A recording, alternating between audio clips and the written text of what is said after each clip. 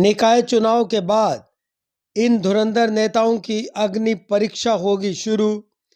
भाजपा कांग्रेस के इन नेताओं की साख लगी दांव पर। कांग्रेस में भाजपा की सेंध की क्या है मजबूरी? बागी नेताओं पर डोरे क्यों डाल रही है भाजपा?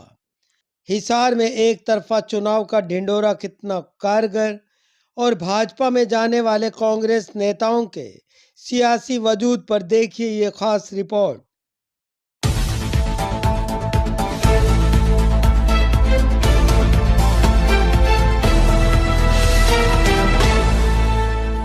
बीते 1.5 दशक से चुनावी मौसम में पार्टी बदलने का दौर अब निकाय चुनाव में भी देखने को मिल रहा है। कांग्रेस से भाजपा में जाने वाले नेताओं की सियासी साख दांव पर है।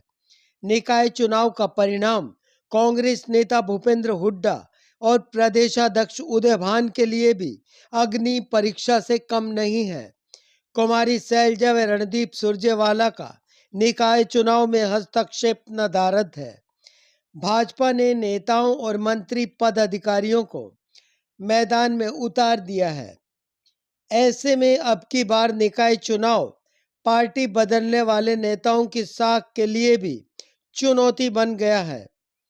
इससे इतर बीते विधानसभा चुनावों में भाजपा से बागी हुए नेताओं को महाराष्ट्र व दिल्ली चुनावों में भाजपा की जीत इस कदर तोड़ गई है कि ऐसे तफरीबाज नेता अब भाजपा में लौटने का रास्ता तलाश रहे हैं। हरियाणा के करनाल में कांग्रेस नेताओं का बड़ा झुंड भाजपा में विलीन होते ही हिसार में जीत का बार बार दरवाजा खटखटाने के बाद मात खाए कांग्रेस नेता रामनिवास राणा कांग्रेस नेताओं पर ख्वार का लबादा छोड़ भाजपा को उपलब्ध हो गए हैं। अब वे भाजपा में साधारण कार्यकर्ता हैं, परंतु नेता बनने के लिए अब निगम चुनावों में 31,000 वोटों का दावा भाजपा की झोली में डालने की बड़ी चुनौती है। चुनौती इसलिए कि वोटरों को अपनी बपौती समझने की भूल पूर्व में मेयर रहे गौतम सरदाना भी कर चुके हैं।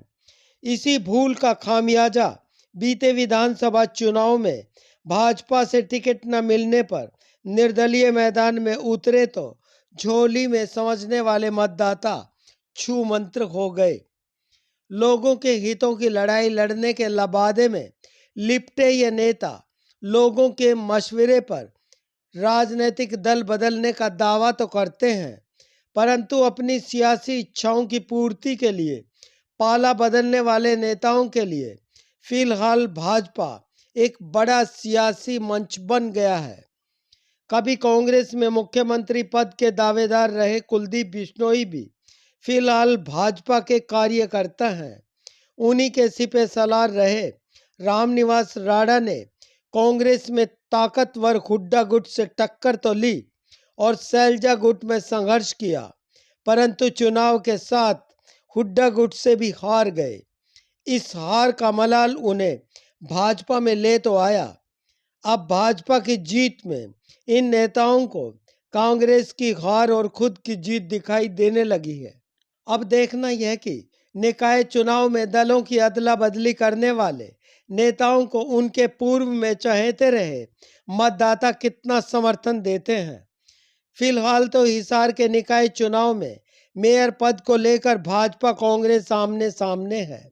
भाजपा जीत को लेकर एक तरफा माहौल बता रही है और कांग्रेस उसी पुराने एकजुटता के राग के साथ जीत के खड़ताल बजा रही है। भाजपा कांग्रेस के उम्मीदवारों को लेकर पार्टियों के भीतर अजब गजब माहौल है।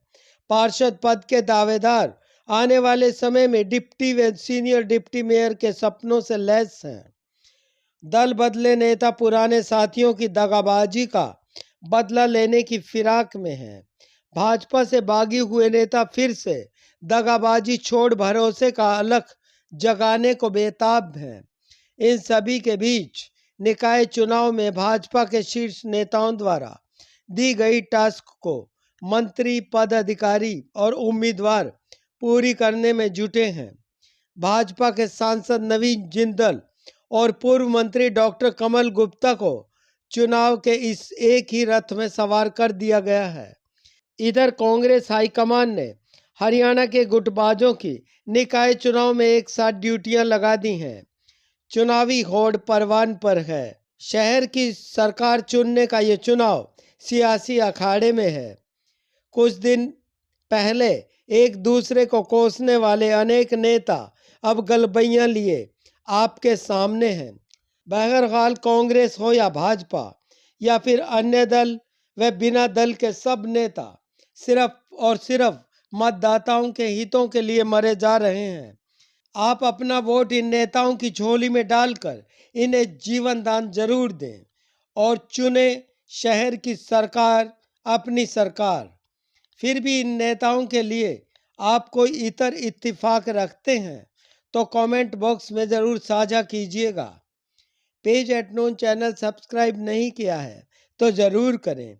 आपका यही सहयोग और स्नेह हमारे चैनल को ताकत देता है। शुक्रिया।